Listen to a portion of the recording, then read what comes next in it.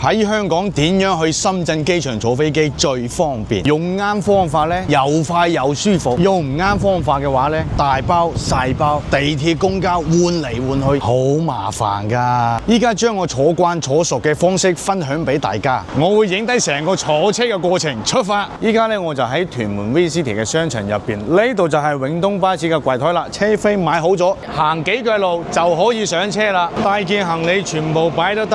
2:05出發，2:22到咗深圳灣，依家落車。記得攞齊行李過關。行深圳灣過關真係好方便，4-5分鐘過完關。